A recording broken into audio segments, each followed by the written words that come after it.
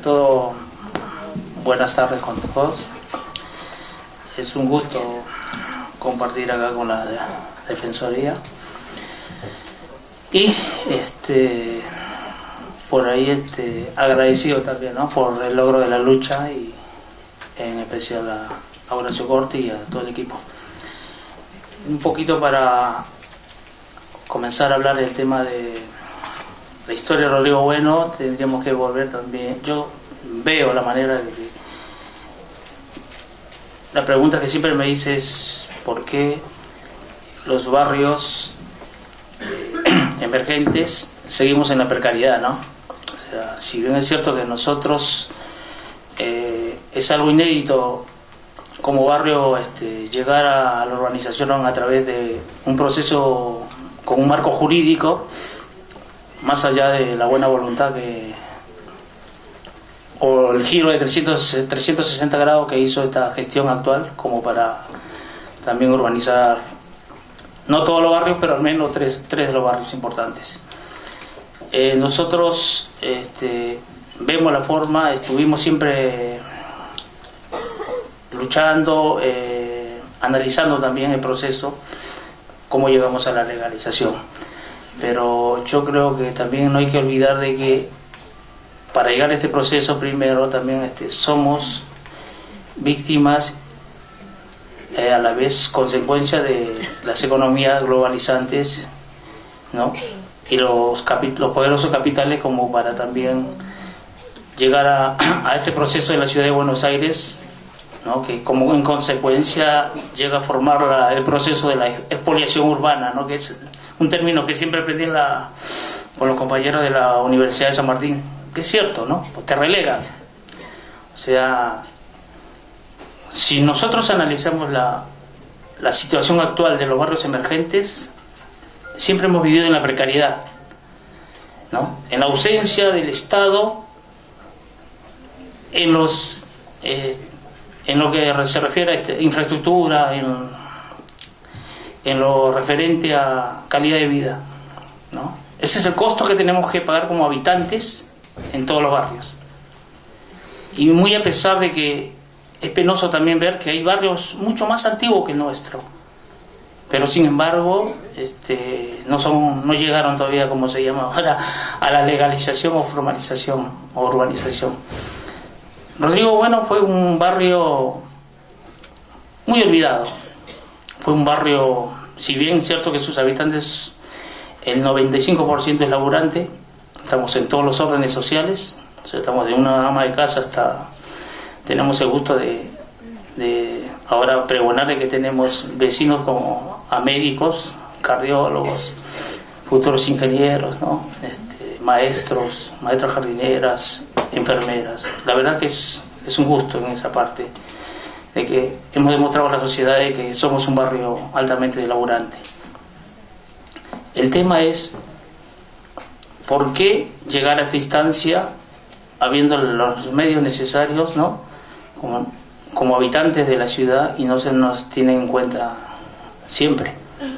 Salvo en algunos barrios somos asistentes al derecho solamente cuando nos otorgaban subsidios, por ejemplo, ¿no? O sea, ahí comienzo con la historia. Hubo un proceso sistemático que nosotros en el 2004 nos quisieron desalojar, y a raíz de esa lucha pusimos un recurso de amparo. El proyecto sistemático de desalojo fue el 2004 con la ley de Ibarra, con la 1247, nunca me olvido. En ese proceso, en ese interín que arranca en julio, en septiembre pusimos una medida cautelar con la doctora Elena Liberatore, patrocinados por la Asamblea Permanente de los Derechos Humanos, la APDH. Como consecuencia de esa lucha, nosotros llegamos, ¿no?, en un proceso del 2005 hasta el 2011, una lucha, un camino largo por recorrer entre audiencias y todo, y ahí es donde también aparece el proyecto y la consulta que se le hace en ese entonces a nuestro amigo acá decano, el compañero Jaime Sorín, ¿no?, donde nos da la factibilidad, y la jueza pide precisamente eso para comenzar el camino a la urbanización, a la legalización, como se llama ahora. Pero en ese interín a nosotros nos pasó de todos. Un gobierno ausente, todas las conquistas, llámese de infraestructura, siempre las conquistamos a nivel de la lucha o la vía judicial. En ese ámbito también entra la Defensoría, ¿no? La Defensoría General entra,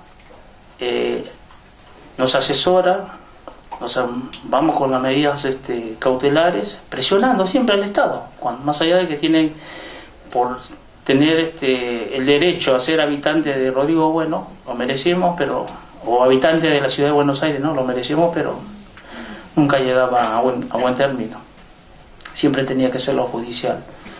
Y otra cosa que también siempre hemos observado en esta lucha es, delante lo dije, ¿no? El giro de 360 grados de la actual conducción.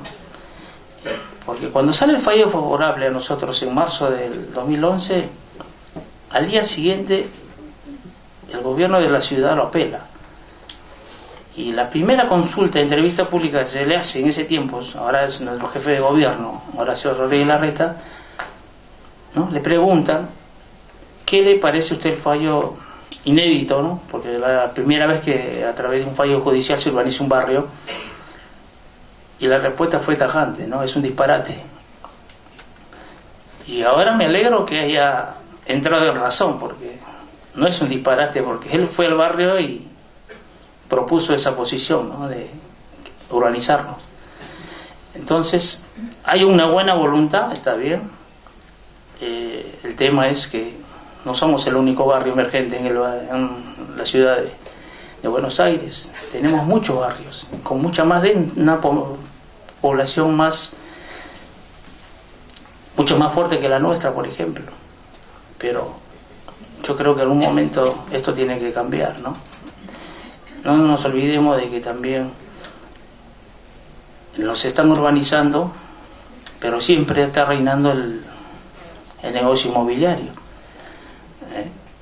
A nosotros nos urbanizan porque al costado nuestro está el megaproyecto de solares Santa María, un proyecto de 1.600 millones de dólares.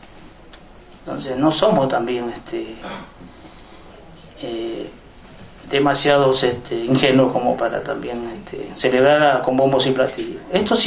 Nosotros siempre lo hemos dicho, esta resolución viene detrás de un marco judicial, por más que haya buena voluntad de esta gestión, no lo niego, pero el triunfo como lucha a nivel barrial, nosotros la consideramos así, como una lucha conquistada a través del esfuerzo de sus propios vecinos, ¿no? Y eso es lo que también en parte sirvió también la resistencia sirvió de mucho como para que lleguen a esta posición. Lo que no cuentan nuestros actuales jefes de gobierno, que a nosotros, a todos los dirigentes, comenzaron a presionarnos como para reubicarnos en un radio de 10 cuadras. Y si ustedes se ubican geográficamente, 10 cuadras solamente tenemos el Río de la Plata, la isla de Marchi y los depósitos fiscales. O sea que tampoco, no tenía sentido aceptar eso, ¿no? O sea, más allá de eso, en la historia de Rodrigo Bueno también se nos sometió en este desalojo sistemático a otorgarnos subsidios. Nosotros en esa época se otorgaron 175 subsidios, se demolieron 100 viviendas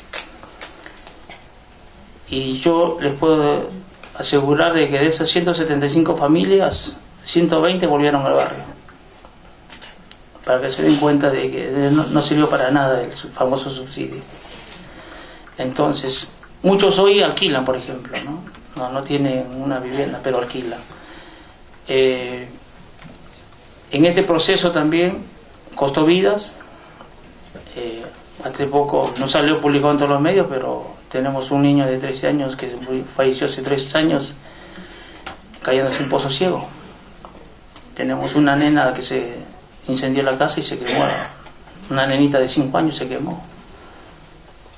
Todo, o sea, no fue fácil nosotros conseguir este proceso. Costó vidas. Tenemos nuestros vecinos, como llamamos nosotros, los históricos, que con el correr de los años también ya están falleciendo. Rodrigo Bueno es un barrio, ya lo dije antes, siempre fue un barrio olvidado, pero data de la época del 80, o sea que imagínense, mucho antes de la creación de la reserva, mucho antes de la creación de Puerto Madero.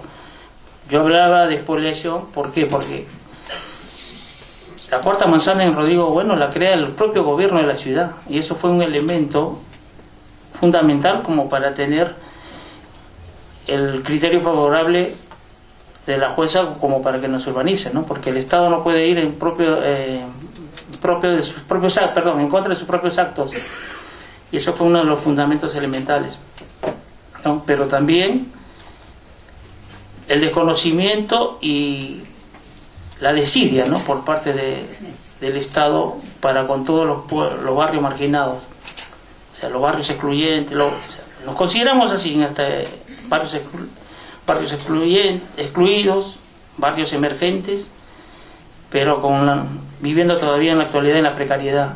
Es muy triste esto, ¿no? Pero en la historia todo esto tiene un costo, ¿no? Más adelante, capaz que esto, siempre lo dijimos, el legado capaz que con nuestros hijos, pero también hacer entender a todos a ellos que esto tuvo un costo hasta familiar, porque muchos de nuestros luchadores en el barrio hemos dedicado parte de nuestra vida a esto y hemos dejado nuestras cosas personales, a veces hasta la familia, ¿no? Pero viéndolo del otro aspecto, en lo social, es bueno que se legalice, que se urbanice, pero no necesitamos, por ejemplo, recurrir a tomar medidas cautelares o imponer judicialmente, ¿no? Cuando por derecho propio de ser habitante en la ciudad de Buenos Aires creo que tenemos que tener esa prioridad, ¿no? Yo creo que para esto tiene que seguir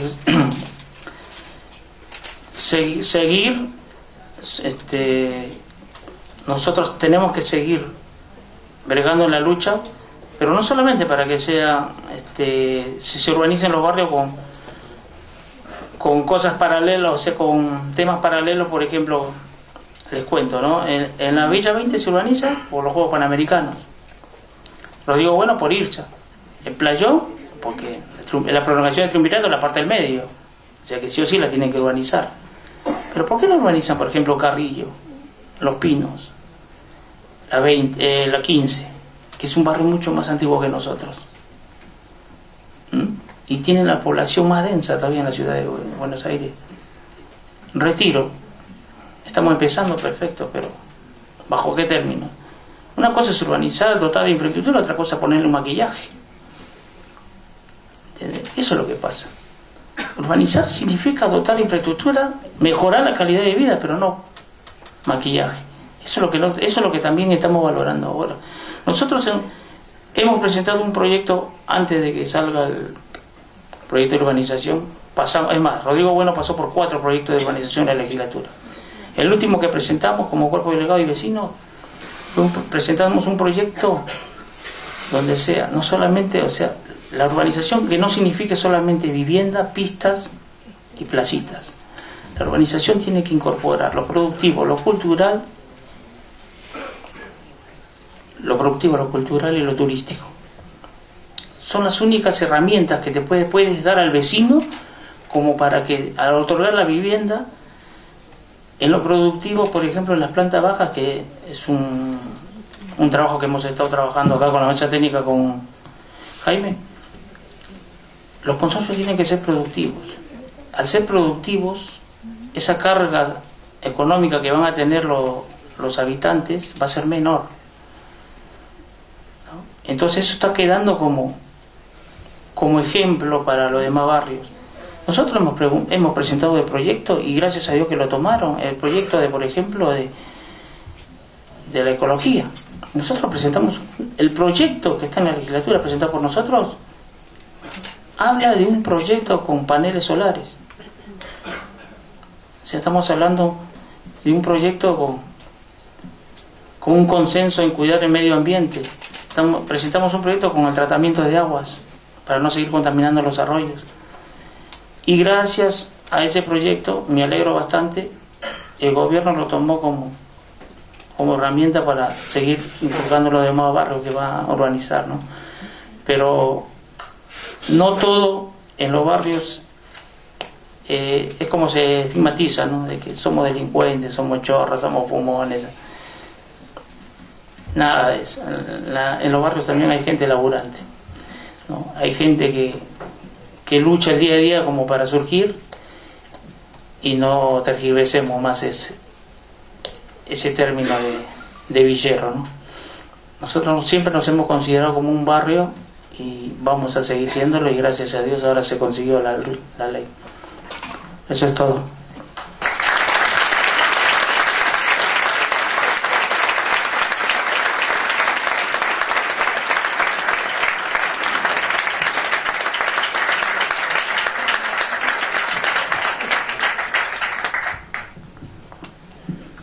Bueno,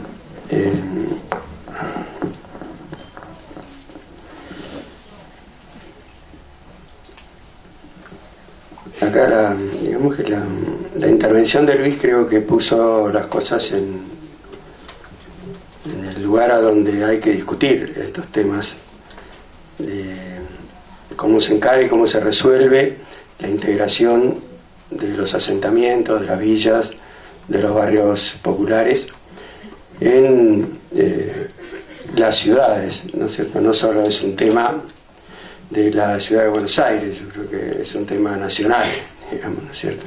Todas las grandes ciudades, en distintas escalas, tienen adentro o en su periferia barrios que hay que integrar, ¿es cierto? Es decir, en general, el urbanismo inmobiliario es el urbanismo que ha predominado en los últimos 15 años en todas las grandes ciudades argentinas, y no solo argentinas, digamos, ¿no es cierto? Es un tema que la globalización nos ha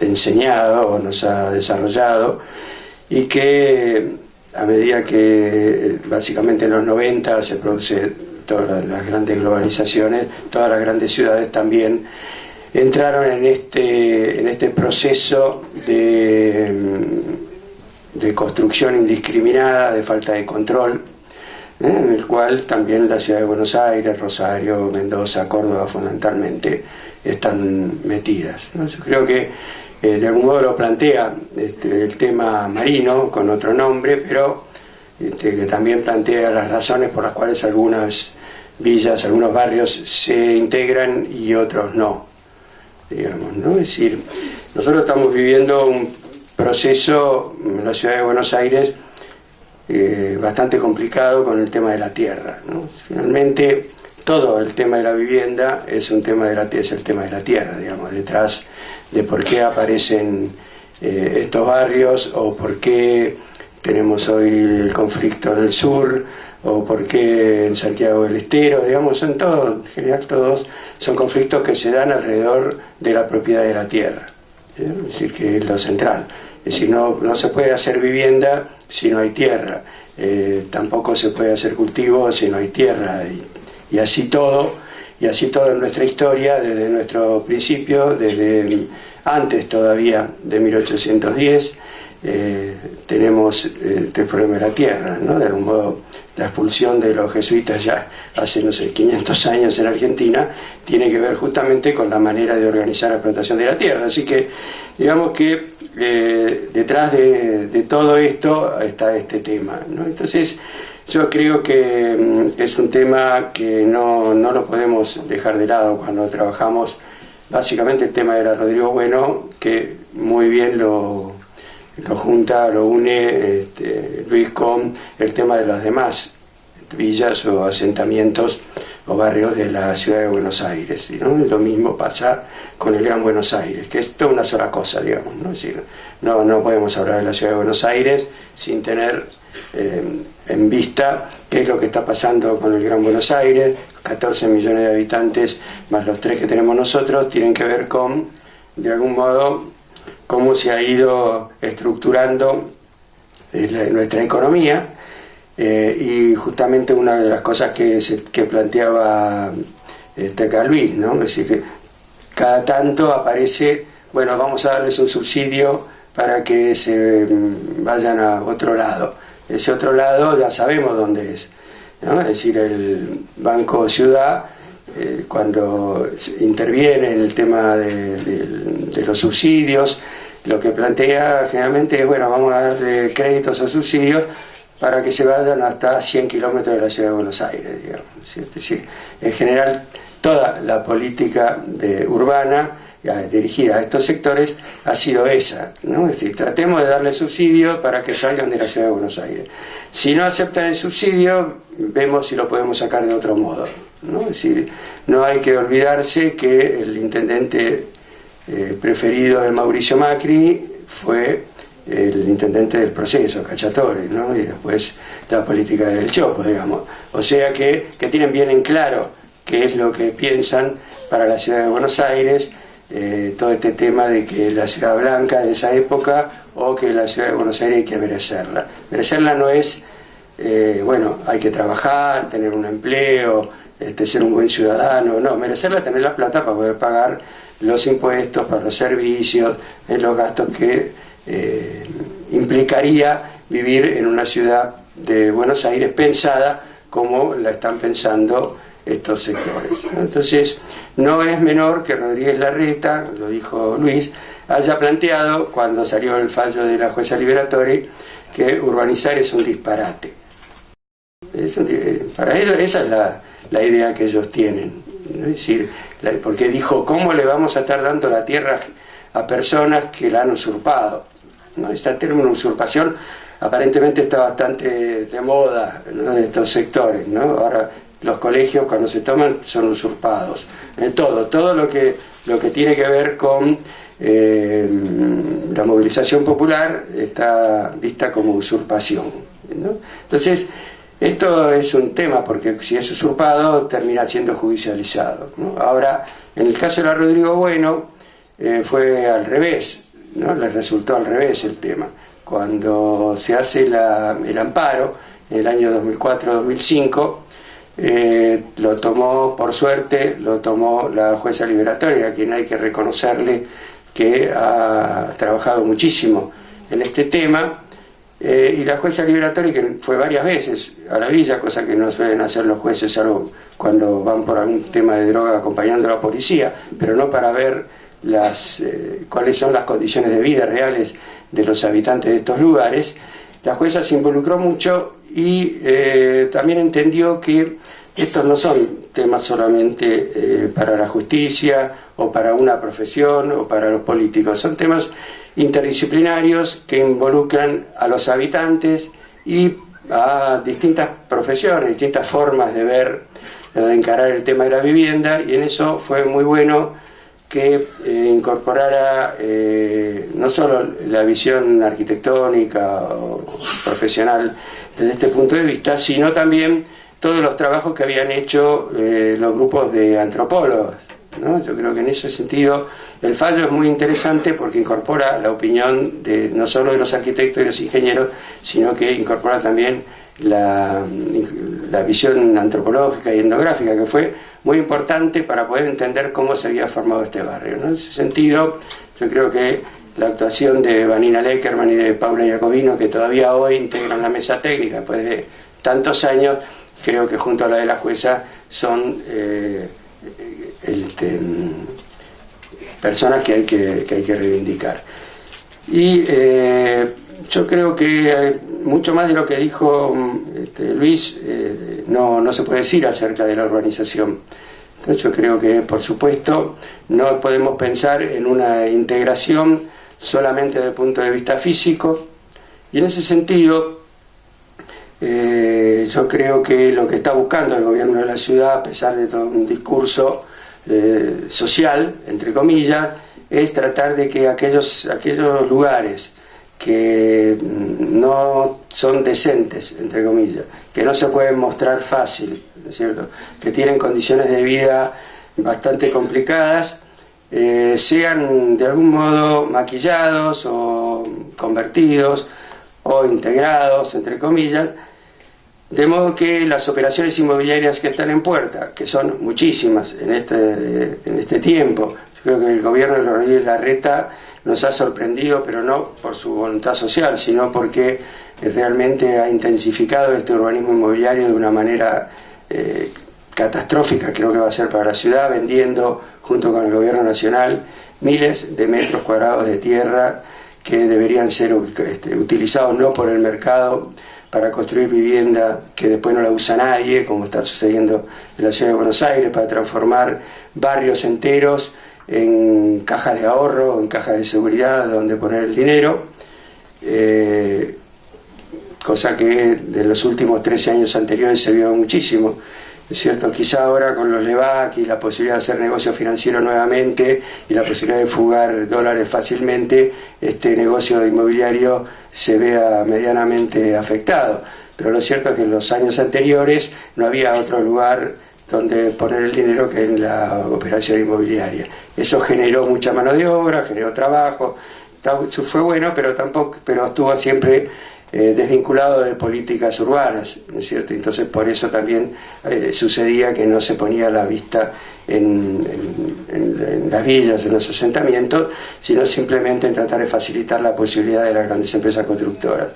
Hoy se está haciendo eso también, pero como hay menos tierra y hay que habilitar ciertos lugares para que se pueda construir, aparece justamente la posibilidad de trabajar en 4 barrios, uno es el Rodrigo Bueno. Yo no quiero terminar sin volver a plantear que el tema central es el tema de la tierra. Yo creo que estamos peleando en nuestro país una lucha muy fuerte por el tema de la tierra. Hemos tenido años a donde el avance de la frontera sojera ha provocado desplazamientos de poblaciones muy grandes, unas luchas muy grandes en Santiago del Estero, en Salta, en Chaco, en el norte de Santa Fe, y ahora lo estamos viendo con lo que está sucediendo en el sur. Y en ese sentido yo no puedo dejar de hacerme la pregunta que nos hacemos todos, ¿no es cierto? Es ¿a dónde está Santiago Maldonado? Porque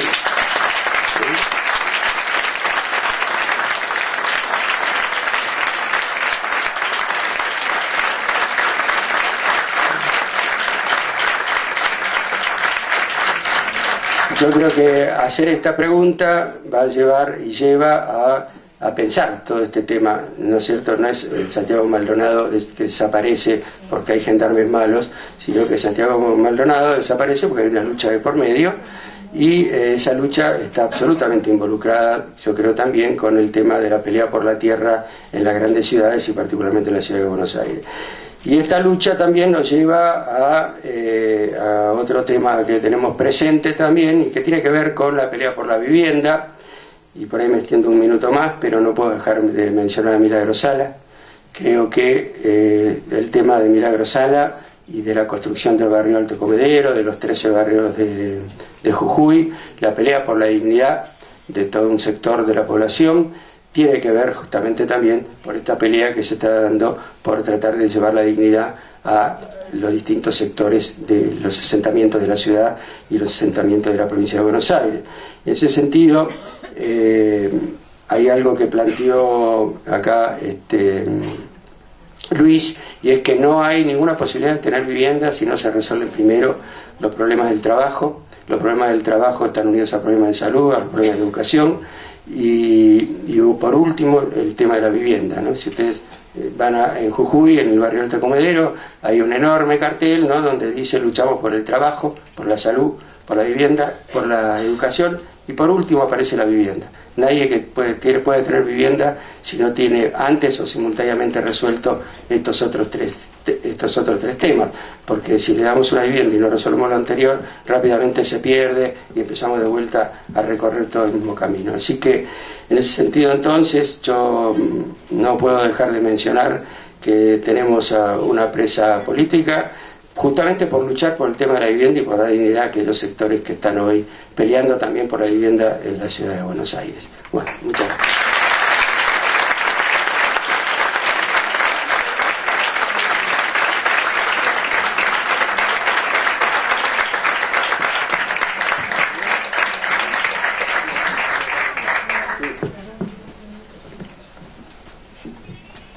Bueno, Buenos días, muchas gracias a todos, a los organizadores, a Alejandra por haberme convencido de que una vez más me siente hablar cuando yo ya no tenía más ganas,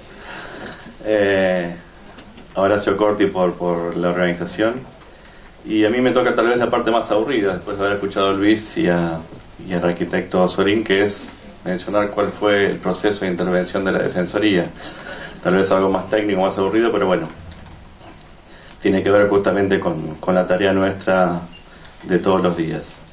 Como comentaba Luis, no es una tarea que comenzó ni con el inicio del barrio, ni siquiera cuando comenzaron los primeros escarceos allá por lo del año 2004 con dos decretos del gobierno en el cual intentaban desalojar el predio donde está ubicado el barrio a través de subsidios.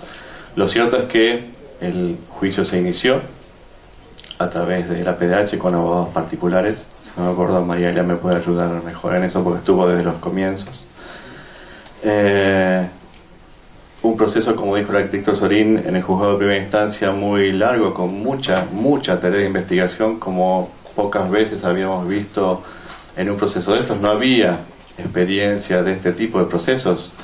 Si bien teníamos mucha experiencia en temas habitacionales, no en procesos de urbanización de barrios precarios, sí en cuestiones individuales, que siempre fue, como dijo ayer el doctor Corti, uno de los principales trabajos o tareas de la defensa pública desde su nacimiento. Luego de la sentencia dictada por la doctora Liberatori, recién en ese momento, cuando el expediente llega a Cámara, es donde la Defensoría toma sus primeros contactos con los habitantes del barrio a través del cuerpo de delegados, y más precisamente los delegados con la doctora Cecilia González de los Santos, que era la defensora de primera instancia en ese momento que trabajó con ellos, y se pensó de qué manera podían intervenir los habitantes o los delegados del barrio en el expediente, ya habiéndose dictado la sentencia de primera instancia. La causa estaba en la sala 2 de la Cámara de Contencioso Administrativo, y pensamos con la doctora Cecilia González Santos que la mejor manera era pedir la intervención de los delegados como terceros en el expediente y empezar a hacer peticiones. ¿Por qué esta forma y esta necesidad de que ellos intervengan? Porque más allá de la sentencia de primera instancia, que estaba apelada y por lo tanto no podía cumplirse, había muchas cuestiones urgentes en el barrio que no podían resolverse sino a través de, se nos ocurría, y a los habitantes también, de medidas cautelares. Porque como no tenían legitimidad para pedir ciertas cuestiones, no había forma de obligar al gobierno a que les dé el agua como correspondía, los problemas eléctricos, los problemas de las barandas que se caían, bueno, todo lo que ustedes pueden imaginarse dentro del barrio que se fue construyendo muy a voluntad de los vecinos y en forma precaria. Así es que se pidió la intervención como terceros una vez el expediente estando en Cámara, se hizo lugar a la intervención del cuerpo de delegados, uno por cada manzana en el expediente. Por supuesto no se retrotrajeron el proceso, sino que se siguió adelante con ellos interviniendo. A raíz de esto es que se empezaron a pedir, sí, en primera instancia, ya con la participación de los delegados, ciertas medidas cautelares que tenían que ver con las cuestiones urgentes, camiones atmosféricos, bueno, todo lo que ustedes imaginan que puede necesitar un barrio como el de Rodrigo Bueno.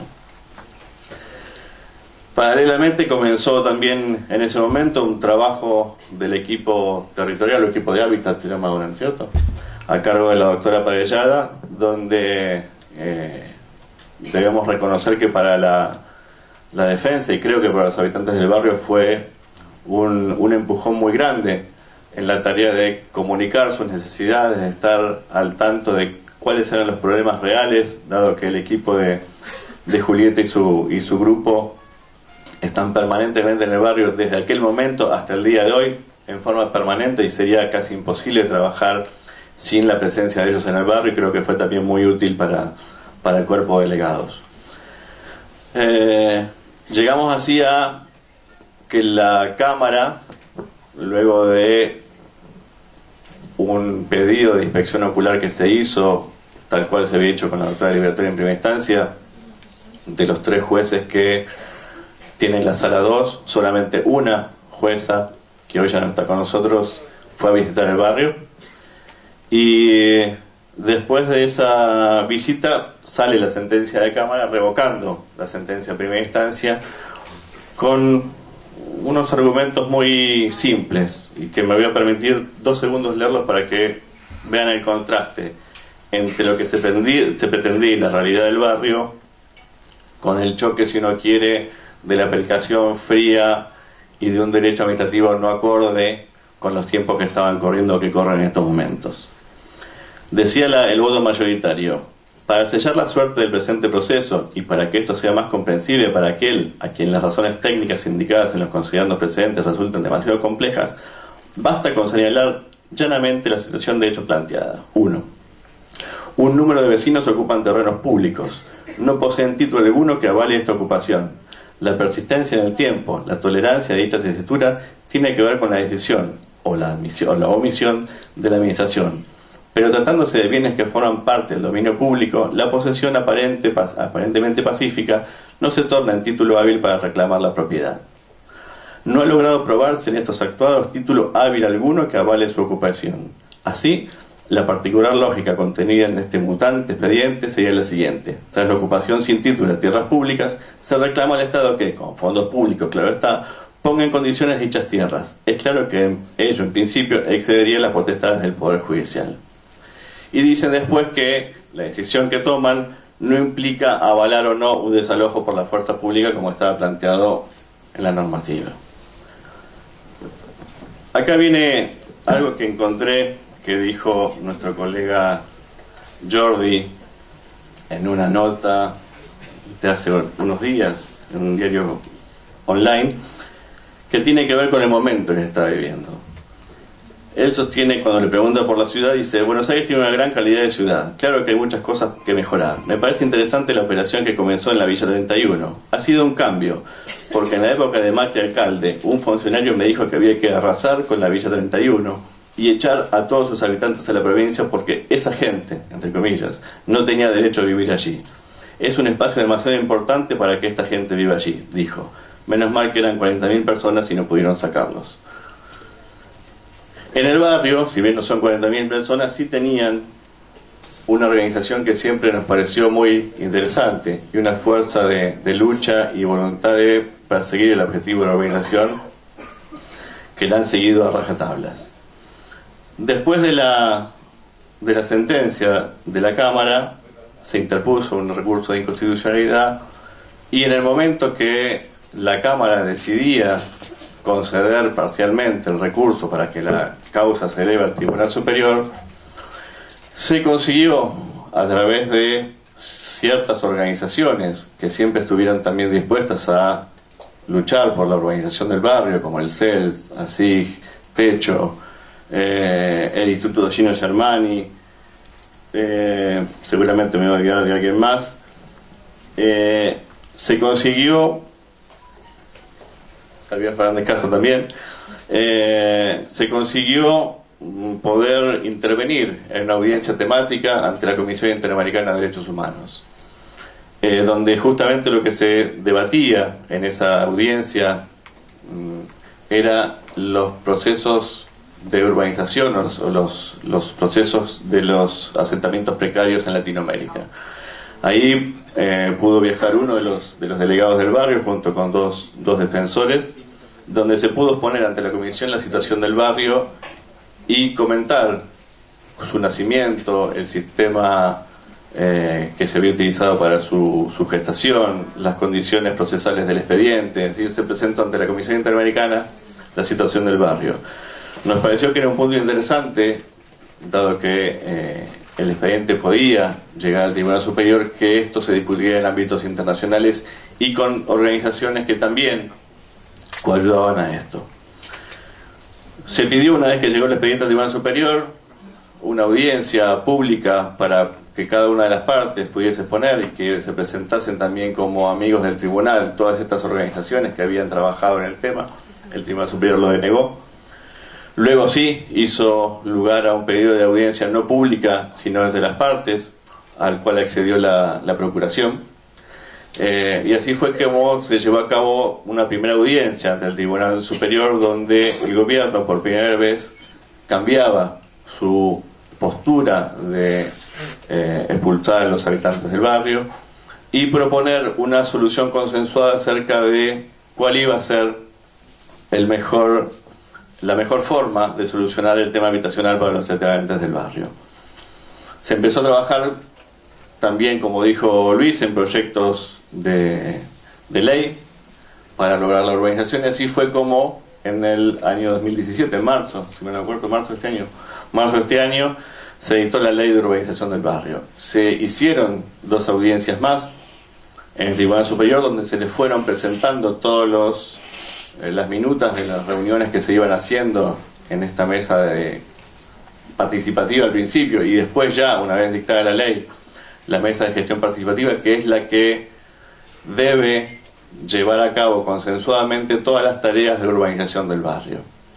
En esa tarea es que se está en este momento. Todos los días miércoles se lleva a cabo la reunión de la mesa de gestión participativa, más allá de las mesas técnicas donde se analizan los proyectos en particular, los planos, donde intervienen no solo los vecinos, interviene la Defensoría del Pueblo, la Asesoría General Tutelar, la Defensoría General de la Ciudad y la Procuración de la Ciudad, en donde se debaten todas las cuestiones que hacen a la urbanización del barrio.